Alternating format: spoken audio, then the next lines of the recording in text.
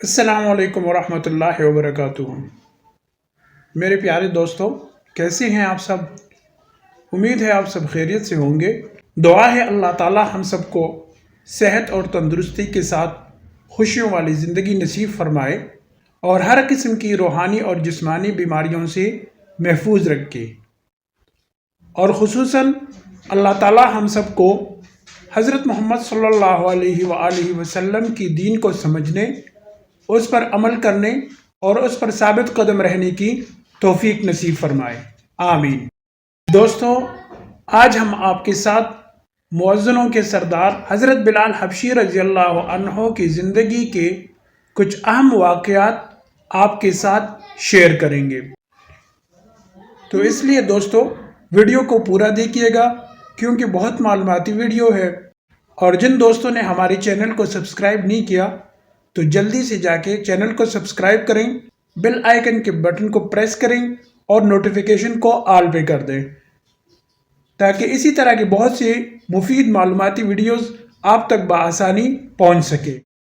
حضرت بلال حبشی رضی اللہ عنہ کا اسلام اور مصائب۔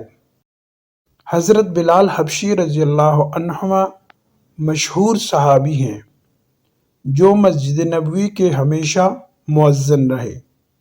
شروع میں ایک کافر کے غلام تھے، پھر اسلام لے آئے جس کی وجہ سے طرح طرح کی تکلیفیں دیے جاتے تھے۔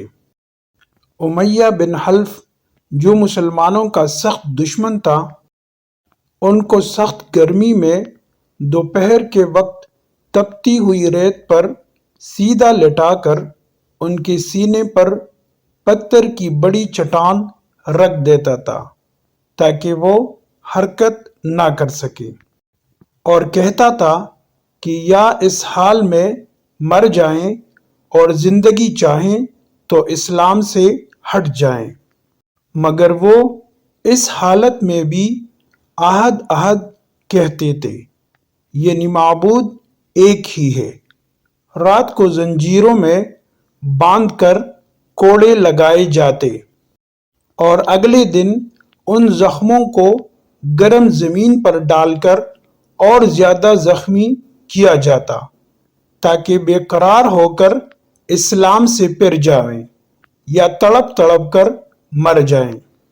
عذاب دینے والے اکتا جاتے، کبھی ابو جہل کا نمبر آتا، کبھی امیہ بن حلف کا، کبھی اوروں کا، اور ہر شخص اس کی کوشش کرتا کہ تکلیف دینے میں زور ختم کر دے۔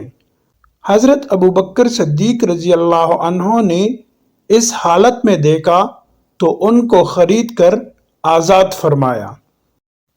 چونکہ عرب کے بت پرست اپنے بتوں کو بھی معبود کہتے تھے، اس لیے ان کے مقابلے میں اسلام کی تعلیم توحید کی تھی، جس کی وجہ سے حضرت بلال رضی اللہ عنہ کی زبان پر ایک ہی ایک کا ورد تھا۔ یہ تعلق اور عشق کی بات ہے۔ ہم جھوٹی محبتوں میں دیکھتے ہیں کہ جس سے محبت ہو جاتی ہے اس کا نام لینے میں لطف آتا ہے، بے فائدہ اس کو رٹا جاتا ہے۔ تو اللہ کی محبت کا کیا کہنا جو دین اور دنیا میں دونوں جگہ کام آنے والی ہے۔ یہی وجہ ہے کہ حضرت بلال رضی اللہ عنہ کو ہر طرح سے ستایا جاتا تھا، سخت سے سخت تکلیفیں پہنچائی جاتی تھیں، مکہ کے لڑکوں کے حوالے کر دیا جاتا کہ ان کو گلی کوچوں میں چکر دیتے پھریں، اور یہ تھے کہ ایک ہی ایک ہے کہ رٹ لگاتے تھے۔ اس کا صلہ یہ ملا کہ پھر حضور صلی اللہ علیہ وآلہ وسلم کے دربار میں مؤذن بنے اور سفر حضر میں ہمیشہ اذان کی خدمت ان کے سپرد ہوئی۔ حضور صلی اللہ علیہ وآلہ وسلم کے وصال کے بعد مدینہ طیبہ میں رہنا اور حضور صلی اللہ علیہ وآلہ وسلم کی جگہ کو خالی دیکھنا مشکل ہو گیا۔ اس لیے ارادہ کیا کہ اپنی زندگی کے بچے دن ہیں جہاد میں گزار دوں، اس لیے جہاد میں شرکت کی نیت سے چل دیے۔ ایک عرصہ تک مدینہ منورہ لوٹ کر نہیں آئے۔ ایک مرتبہ حضور صلی اللہ علیہ وآلہ وسلم کی خواب میں زیارت کی۔ حضور صلی اللہ علیہ وآلہ وسلم نے فرمایا، بلال، یہ کیا ظلم ہے، ہمارے پاس کبھی نہیں آتے۔ تو آنکھ کھلنے پر مدینہ طیبہ حاضر ہوئے۔